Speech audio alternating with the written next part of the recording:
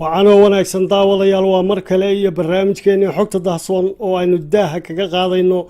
xaddiga hubka la kala iibsaday sanadkiina dhaafay oo ay si weyn kor ugu kaceen qiimaha sayladaha lagu kala iibsado hubka caalamka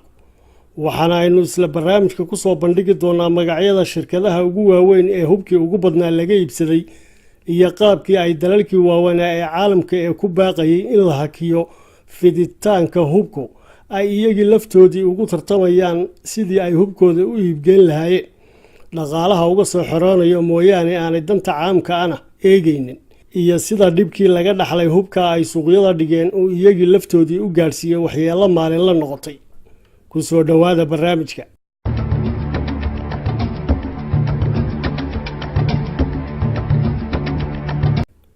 xaddiga kala iibsashada hubka ayaa guud ahaan caalamka kor uga kacay qiyaas dhan 5% xilli ay shirkadaha Mareykanku yihiin kuwa laga iibsaday hubkii ugu badnaa sanadkii 2018 sida ay isniintii doraato baahisay warbixin uu soo saaray macadka Stockholm ee baaritaanada nabadda caalamiga hubkii sanadka la kala iibsaday ayaa qiimihiisu gaarayay 420 bilyan oo dollarka Mareykanka ah iyadoo ay hubka iibiyeen 100 shirkadood oo kuwa hubka sameeya oo badankeedu laga leeyahay dalka Mareykanka iyadoo saamiyadii ay shirkadaha Mareykanku ka heleen iibka hubkaasina gaarayo 9% tirada guud ee hubka la iibiyay waana qiimo u dhigma 246 bilyan oo dollarka Mareykanka taasoo macnaheedu yahay inay Mareykanku iibiyeen wax ku dhow 60% hubkii ay dalalka caalamku sanadka iibgeeyeen xaddiga faraha badan ee ka muuqda iibka hubka ee seeladaha Mareykankuna uu ka turjumayo sida uu xadaafka u yahay hubka ay Mareykanku ku faafiyaan caalamka iyagoo shirkadaha hubka sameeya ee Mareykanku ka faa'iideystay go'aanka madaxweyne Trump ee uu ku amrayo in la kordhiyo casriyeynta saanada ciidamada ee dalka Mareykanka si loo sii ballaariyo kartida ay u leeyihiin inay ka hortagaan cududa Shiinaha iyo Ruushka waana xilli ay Ruushka laftoodu noqdeen dalka labaad ee hubkii ugu badnaa iibiyay qiyaas ku dhow 9% hubkii guud ee sanadka la kala iibsaday halka dawladda Britain oo kaalinta saddexaad gashay ay iyana iibisay qiyaas gaaraysa 8.5% hubkii sanadka suuqyada la dhigay waxaana ku sii xigta Faransiiska oo isagu iibiyay hub qiyaastiisu ka noqonayso 5.5% isu geynta hubkii 2018 dalalka caalamku kala iibsaday iyadoo aan daraasada lagu soo darin qiyaasaha hubkii ay Shiinuhu iibiyeen maadaama aan laga helin wax cadeymo oo muujinaya dhaqdhaqaaqoodii iibka hubka guud ahaan markeedu horeba ay xogaha iyo macluumaadka ku saabsan hubka ciidamada ee Shiinuhu ay yihiin mid si aad qarsoodi looga dhigay waxaase daraasadu xaqiijisay in 3 shirkadood oo waaweyn oo Shiinuhu leeyahay ay ka mid yihiin 100 shirkadood ee ugu horeeya farsamaynta hubka noocyadiisa shirkadaha kale iyana waaweyn ee reer Yurub ee kala Airbus iyo MBDA oo dalabaad badan oo hubdoon ah ka helay meelo badan oo xiisado iyo isku horimaado hubaysani ka taagan yihiin ay iyaguna hubka qayb badan ka iibiyeen dawladda Shiinuhu tan iyo sanadkii 2013 waxay miisaaniyadeeda difaacu 2% ka ahayd dakhliga guud ee wax soo saarkeeda sanadlaha ee GDP-ga loo yaqaano shirkadda ugu weyn kambaniyada hubka soo saaray ee Ruushka ee Almaz Ant ayaa ku booday booska sagaalaad ee shirkadaha hubka ugu badan iibiyay iyadoo sanad gudihii iibisay hub qiimihiisu ku dhow yahay 10 bilyan oo dollarka Mareykanka sida ay warbixintan macadka Stockholm ee baaritaanada nabaddu sheegayso kor u kaca iibka hubka ayaan ku koobnayn oo kaliya dalabaadka ka imanaya wadamada caalamka laakiin uu sidoo kale jiro dhadhan ay dalalka waaweyn ee hubka sameeya ku hayaan seeladaha iibkiisa dhaqaale badan oo uga soo xiroodo taasoo u noqotay il muhiim ah oo ka qayb qaadata kobaca dhaqaalahooda iyo hoos u dhigista shaqo la'aantooda 2 shirkadood oo iyana laga leeyahay dalka Turkiga ayaa ku jira 100 shirkadood ee hubka ugu badan iibiyay sanadkii 2018 kuwaasoo hubka ay iibiyeen ay uga soo xarootay 3 bilyan oo dollarka Mareykanka iyadoo Turkiga oo ka duulaya bartilmaameedkiisa inay isku filaasho dhanka hubka gaaraan ay horumar ku wadaan dhammaan qaybaha saanada ciidamada sida hubka cirka dhulka iyo badaba laakiin shirkadda farsamaynta hubka ee Lockheed Martin oo laga leeyahay Mareykanka ayaa tan iyo sanadkii 2019 waxay haysatay kaalinta koobaad ee seeladaha hubka lagu kala iibsado caalamka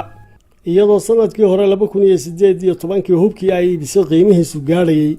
740 bilyan oo dollarka dalkeeda waxaana keligeed ay lahayd 111% hubkii guud ahaan sanadka lagu iibiyay caalamka waana xilli ay shilalka argagaxale ee ka imanaya isticmaalka hubka fududi ay gudaha Mareykanka ka noqdeen sidii tusbax la furay oo kale oo ay u egyihiin kuwo u dhacaya si maalinla qiyaasihii u dambeeyana muujinayaan in sanadkiina dhaafay 2018 ay gudaha Mareykanka ka dhaceen 300 oo shil oo rasaas lagu furay goobo ay dad badan ku sugnaayeen taasoo sanadka 2019 laga yaabo inay kor uga sii kacdo shilalka noocan oo ugu dambeeyay kii habeenkii xalay ka dhacay gobolka New Jersey ee dalkaasi Mareykanka kaasoo ay tiro dadihina ku dhinteen tiro kalena ku dhaawacmeen markii ay laba nin oo hubaysna rasaas ku fureen meel suuqa oo ay dad badan ku sugnaayeen iyadoo dadka dhintayna uu ku jiro askari boolis waana shilka ku soo beegmaya 2 maalmood ka bacdi markii nin Sacuudi oo xirfadda duuliyanimada diyaaradaha lagu bariyay dalka Mareykanku uu rasaas ku furay askar kula sugnayd saldhigga ciidamada cirka Mareykanku ku leeyihiin gobolka Florida waana weerarada aan baaritaanadii lagu sameeyay lagu helin isku xidhnaan ka dhaxaysa iyadoo sababaha kalifaya inay dhacaan weeraradaasina ay badanaaba kala duwan yihiin ama ay mararka qaarkood sabab la'aan dhacaan goobaha ay ka dhacayaanna ay sidaas oo kale kala duwan yihiin waana xilli ay golaha sharci dejinta ee dalka Mareykanku isniintii ina dhaaftay ansixiyeen miisaaniyadda difaaca ee sanadlaha ee dalka Mareykanka taasoo gaaraysa 740 bilyan oo dollarka Mareykanka miisaaniyadda oo ay ku jiraan laba mashruuc oo lagaga hortagay dhuumaha shidaalka ee Ruushka u xidhiidhiyay Turkiga iyo Yurub inteeda kale dhuumaha oo haatan hirgelintoodu dhammaad ku dhowdahay tanaasulka ay sharci dejiyayaasha Mareykanku u sameeyeen siyaasadda difaaca ee heer qaran ayaa lagaga gudbay walaacii laga qabay in markii ugu horeysay muddo 58 sanadood lagu fashilmo ansixinta miisaaniyadda difaaca iyadoo niyadda lagu hayay sababo la xiriira kala qaybsanaanta xubnaha labada xisbi ee golaha ku wada jira siyaasadda difaaca ee Mareykanka ee sanadka 2020 ee miisaaniyaddan la ansixiyay ku hawlgalaysa waxaa ka mid ah cunaqabatayno lagu soo rogayo labada mashruuc ee Nord Stream 1 iyo Turkey Stream 2 oo dhuumaha shidaalka Ruushka loo xidhiidhiyay dhanka dalka Turkiga si ay gaasta Ruushka uga dhoofto xeebaha badda Mediterranean-ka iyo dhuumaha kale ee loo soo dhigay ee loo xidhiidhiyay qaaradda Yurub inteeda kale sidoo kalena siyaasaddan difaaca ee Mareykanku waxay xanibaad saaraysaa iskaashi military oo Ruushka lala yeesho taasoo ka dhigan inay Mareykanku cunaqabatayn saari doonaan dal kasta oo hubka iibsada Raashiya 300 milyan oo miisaaniyadda difaaca dalka Mareykanka ka mid ah waxaa lagu bixin doonaa taageero amni oo la siinayo jamhuuriyadda Ukraine oo laga dhisayo dhanka saanada difaaca laguna qalabeynayo hub ay ka mid yihiin gantaalaha cruiska ee difaaca xeebaha loo adeegsado iyo gantaalaha lagaga hortago maraakiibta cadawga gargaarka military ee la siinayo Ukraine ayaa udub dhexaad waxa uu ahaa baaritaanadii lagu sameeyay ee qiimihii loo jeediyay Trump kadib markii maamulkiisu uu bartamihii sanadkan joojiyay kaalmadii amni ee Ukraine la siin jiray waliba iyadoo ay Ukraine la tacaalaysay xilliga culeysyo amni darro oo kaga imanaya dhanka Ruushka siyaasadda difaaca heer qaran ee dalka Mareykankuna waxa ay ka dalbanaysaa madaxweynaha Mareykanka inuu cunaqabateyn ku soo rogo dowladda Turkiga oo ugu soo rogo iibsashadeeda gantaalaha difaaca ee Ruushka S-400 darteed iyadoo Mareykanku ku doodayaan inay gantaalaha difaaca Ruushka ee xerada NATO soo galay khatar gelin karaan diyaaradaha Mareykanka ee F-35 xilli ay Ankara iyana ku adkaysanayso inay u leexdaan iibka gantaalaha Ruushka markii ay Washington u diiday inay ka soo iibiso gantaalaheeda difaaca ee Patriotiga iyo diyaaradaheeda F-35 kaba sidoo kalena aanay Turkigu ahayn dalka kaliya ee xubinta ka ah NATO ee haysta saanada difaaca Ruushka iyadoo tusaale ahaan dowladda Giriiggu ay haystaan gantaalaha difaaca Ruushka ee S-300 wadamo kale oo badan oo Yurubta bari ka mid yihiin gaashaanbuurta neetana xubna ka ahi ay ciidamadoodu ku qalabeysan yihiin hubkii Ruushka ee cahdigii midowgii Soviet sharciga difaaca qarannimada Mareykanka ayaa sidoo kale waxa ku jira qodobo taxana oo loogu talagalay in wax lagaga qabto khataraha ka iman kara dhanka dalka Shiinaha iyadoo loo baahan yahay in la ogaado warbixino dheeraad oo la xiriira maalgashiga Shiinaha ee dibadda iyo xiriirka military ee uu la leeyahay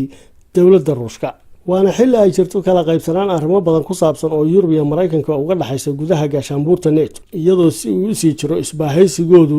dalalkaasi ay mar walba raadiyaan cid cadow ku noqota markii ugu horeysay taariikhda ayaa isbahaysiga NATO waxa uu waajahayaa dhibaato saameyn karta jiritaanka gaashaanbuurtaas iyadoo dhibaatadaasi si weyn banaanka u timi intii lagu jiray diyaar garowga iyo qabashada munaasabadii lagu xuseeyay 70 guuradii ka soo wareegtay aasaasadii isbahaysigaasi military xilliga ay madaxda dalalka waaweyn ee NATO isku afdhaafeen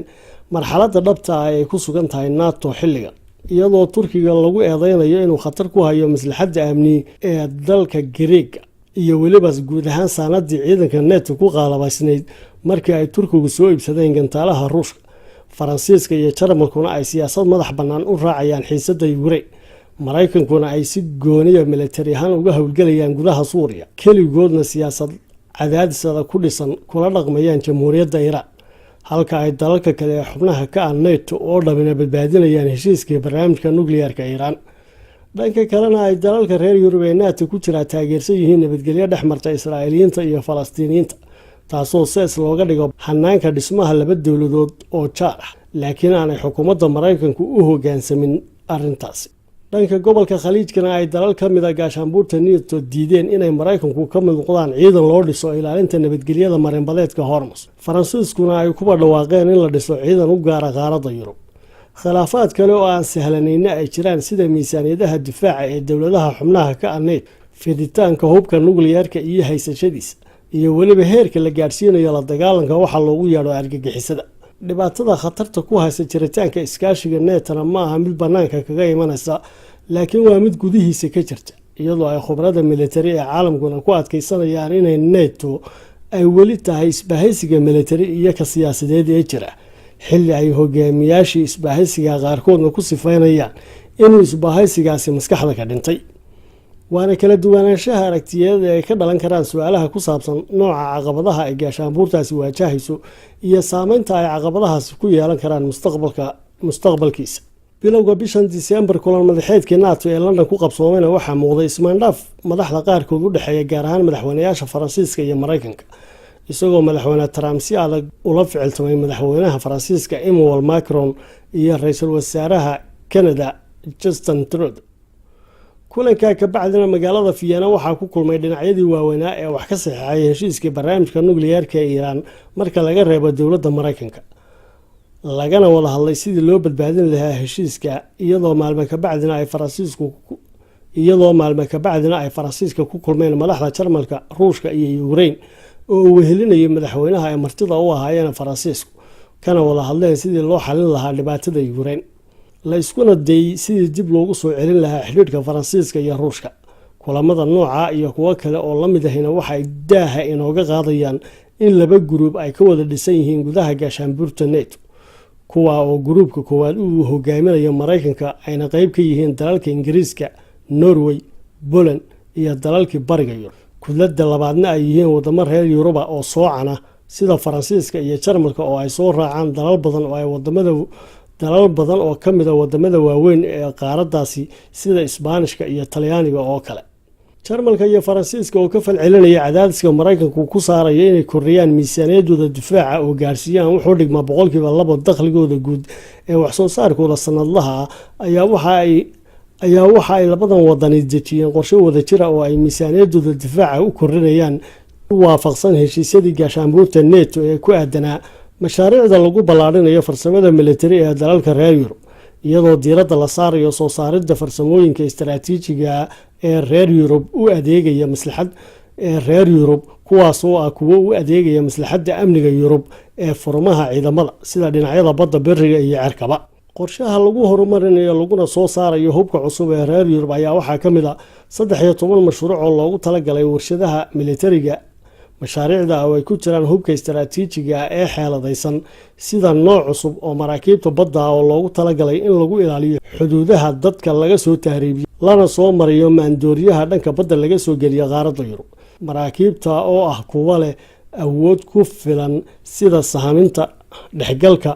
isgaarsiinta iyo isku duwidda howlgallada. sidoo kalena waxaa mashaariicda ka mid ah soo saarista nidaam elektarooniga oo casriyeysan oo lagu xakameynayo raadarada cadowga,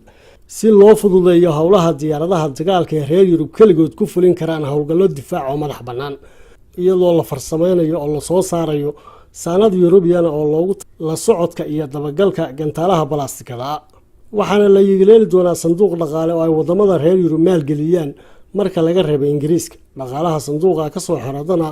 lagu bixin doono horumarinta farsamooyinka militariga iyo in kor loogu qaado tayada wax soo saar ee dalalka reer Yurub ee aan farsamo ahaan horumarsanayn sida Giriiga iyo Boortaqiiska oo kale, iyadoo dalalkan maalgelin lagu sameynayo si looga abuuro fursado shaqo oo dheeraada.